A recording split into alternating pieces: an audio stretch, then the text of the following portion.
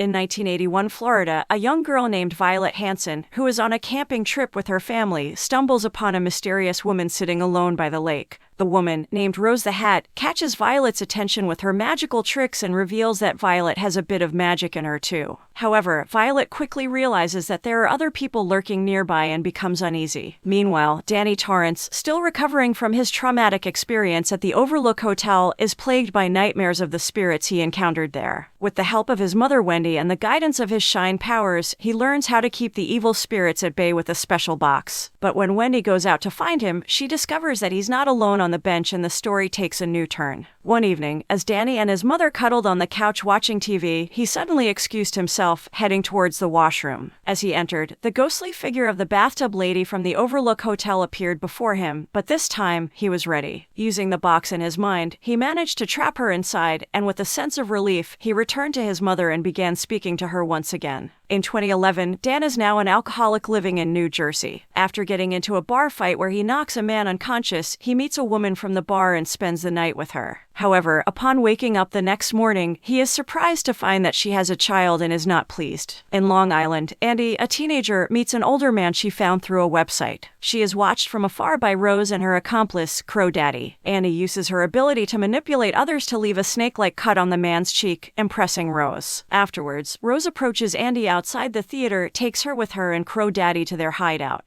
Rose tells Andy that she has special powers that align with their cult, the True Knot. She gives Andy the nickname Snakebite Andy and promises her a life of youth, longevity, and plenty of sustenance if she joins the cult. In Anniston, New Hampshire, Abra Stone is celebrating her 5th birthday. Her parents, Dave and Lucy, witness Abra making spoons float to the ceiling with just a simple utterance of abracadabra. Dan makes his way to the small town of Frazier, New Hampshire, with the intention of starting a new life. He quickly befriends a kind-hearted local named Billy Freeman and confides in him that he is fleeing from something in his past. With Billy's support, Dan secures a place to stay and begins to put down roots in his new community. That evening, Rose takes Andy to a secluded beach for a ritual ceremony. The eldest member of the True Knot, Grandpa Flick, leads the proceedings. Rose reveals a canister filled with the powerful essence of a young girl named Violet and proceeds to feed it to Andy. As Andy absorbs the essence, she writhes in agony and screams until she has fully taken in Violet's powerful shine. Haunted by nightmares of spirits, Dan turns to his friend Billy for help.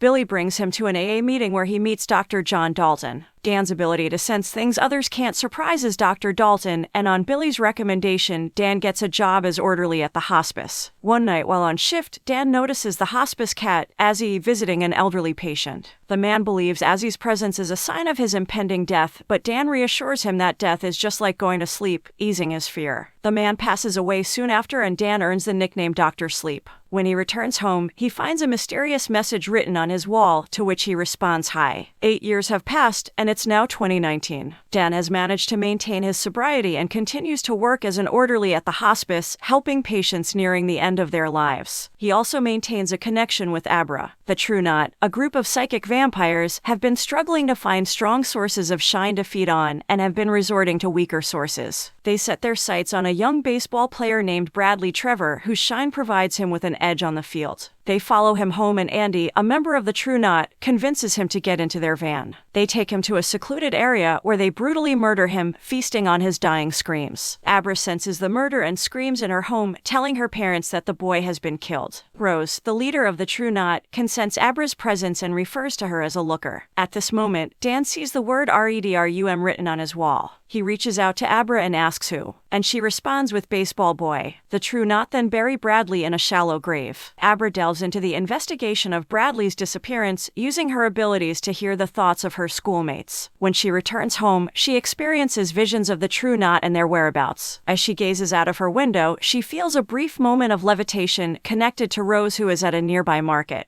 Rose manages to see Abra and make contact with her, but Abra quickly expels Rose from her mind, causing a powerful push that sends Rose tumbling across the floor. Abra is in awe of her power, but also aware of the threat it poses. Rose takes this information back to Crow, stating that Abra's shine may be too strong for the True Knot, and they must eliminate her. Dan and Abra eventually find each other and share their abilities with one another. Dan refers to it as the Shining or Tony, as it reminds him of having an imaginary friend. Abra, on the other hand, believed Dan was her imaginary friend. After Abra informs Dan about the True Knot, he advises her to be cautious and not to use her shine in a way that would attract their attention. During one of his night shifts at the hospice, Dan follows Azzy into a bedroom where he is reunited with Dick for the first time since his childhood. Dick warns Dan about the True Knot's true intentions and urges him to protect Abra as they share a connection. He also informs Dan that this will be the last time they will meet. Rose, in a state of deep meditation, manages to enter Abra's mind while she sleeps. She finds a series of filing cabinets and attempts to dig through them, but Abra had anticipated Rose's return and had set a trap for her. When Rose tries to pull her hand out, it gets caught in the drawer, causing her to tear her skin as she pulls her hand out. As she snaps back to reality, she sees that her injury has followed her back. She reports to the other members of the True Knot that Abra has set a trap for her, and it becomes clear that Abra must be killed. Crow, one of the other members of the cult, informs Rose that Grandpa Flick is cycling, meaning he is too weak to continue living, and he convulses until he decays, with the cult absorbing his energy. Abra reaches out to Dan again and asks for his help in finding Bradley's body. She believes that if she touches his baseball glove, she can locate the cult. With Billy's help, Dan is guided by Abra to the site where the boy's body is buried.